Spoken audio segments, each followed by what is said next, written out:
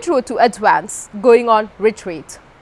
An excerpt from The Road Well Travelled by David Winter. Perhaps because my father was injured in the appalling retreat from Mons in the First World War, I've always associated retreats with disaster. When I first heard the word applied to an opportunity for reflection, prayer and renewal, it came as something of a surprise. When we have done so, we are in a much better position to move forward. And what is generally true in life is also specifically true of a Christian retreat. Recent decades have seen enormous growth in the whole retreat movement. As life has become more hectic, the pressures of time more insistent, the demands of work and family seemingly relentless. The thought of a few days free from the rat race grows more and more appealing. For the Christian, there is the added attraction of time to reflect, meditate, read the scriptures and pray without being interrupted by the phone or distracted by the thought of 100 other things that we ought to be doing. To go on retreat, then, is far from a disastrous defeat. In fact, it's a precious, if brief, victory over the external pressures that destroy our peace of mind and undermine our attempts at a disciplined Christian life. Our model here is Jesus himself. In the breathless language of Mark's Gospel, we read of the first full day of the public ministry of Jesus.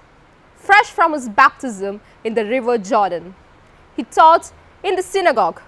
He delivered a man from an unclean spirit, healed Simon's mother-in-law of a fever, and then, once evening had come, he cured many who were sick with various diseases, who presented themselves at the door of the house where he was staying.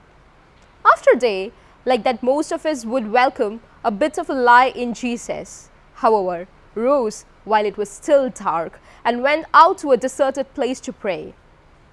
This was to be the pattern of the rest of his life: activity, reflection, prayer, and then back to the task. The lakeside at Capernaum, Bethany, Gethsemane, we are told some of the places where Jesus made his retreat. It would seem to be staggering arrogance on our part to believe that what the Son of God needed, we did not, that somehow we can manage, whereas he filled with the Spirit and called to do his Father's work, needed time to be quiet and pray. It is that same need that more and more Christians are recognizing. It is quite distinct from the buzz we may get from attending a large Christian convention like Spring Harvest or Greenbelt. Those are occasions for inspiration and instruction, as well as fellowship with many like-minded Christians. A retreat, by contrast, is a withdrawal from company apart from the company of God. There may be others sharing the place and even being led by the same retreat conductor. But this is an occasion for silence, for minds focused solely on our own relationship with God. This may sound and could be, if treated as an indulgence, very selfish, yet both the example and the teaching of Jesus provide a corrective. As we have seen, Jesus withdrew to pray. Indeed, after the death of John the Baptist, he led his disciples away to a desert place for a retreat. An opportunity, one imagines, to reflect on what had happened, be open to the Father's will in the new situation, and focus afresh on the spiritual priorities. In the Sermon on the Mount, he gave explicit instructions about the inner devotional life of the disciple.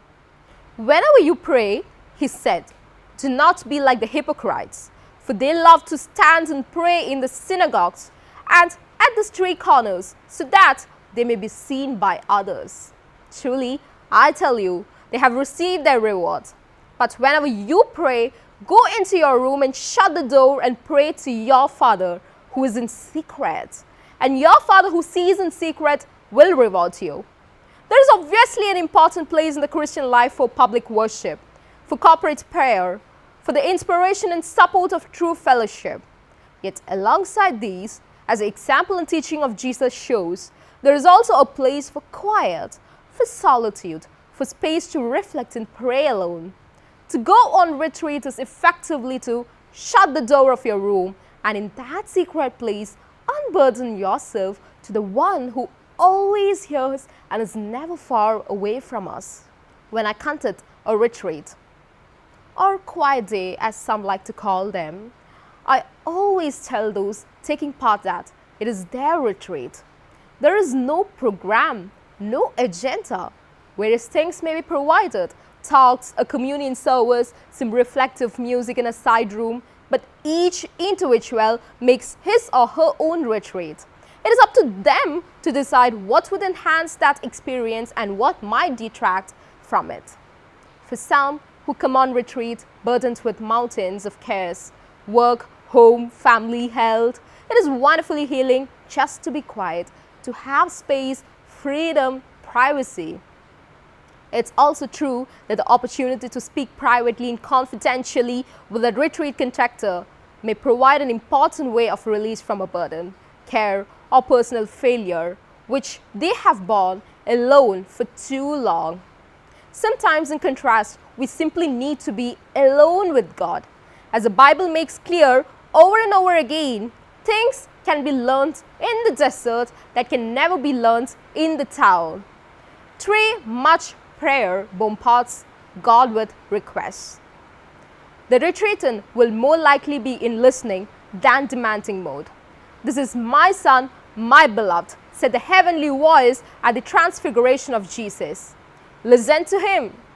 Rather like an irritating radio interview who keeps interrupting his guests' questions, sometimes we talk so much that we hear nothing. A retreat is primarily a listening experience.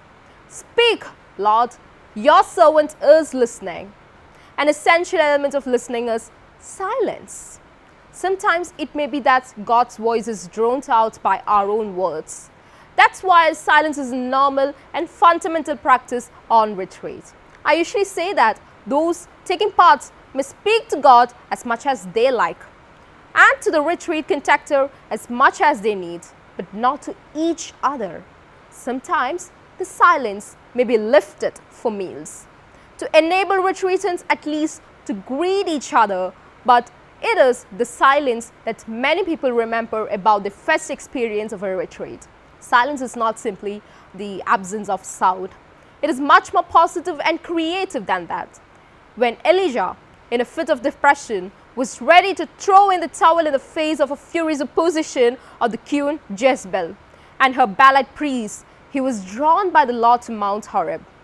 There, sheltering in a cave, he experienced various climatic traumas, a fierce gale, an earthquake, and then what the Bible calls a fire, perhaps thunderbolts. He doubtless wondered if God was speaking to him through these dramatic phenomena. But in fact, when the divine message came, it was in the sound of sheer silence. How then did he hear it? The answer surely must be that the inner ear of faith heard the message that would have been drowned out by the raging of the weather. Sheer silence can speak to us if the Lord is in the silence. The experience of countless people down the Christian ages is that there is healing and renewal in silence. That is probably the primary blessing of a retreat. Yes, in the quiet we can speak to God. Yes, the retreat conductor may have words of wisdom for our ears, but it's the waiting hearts that truly hears.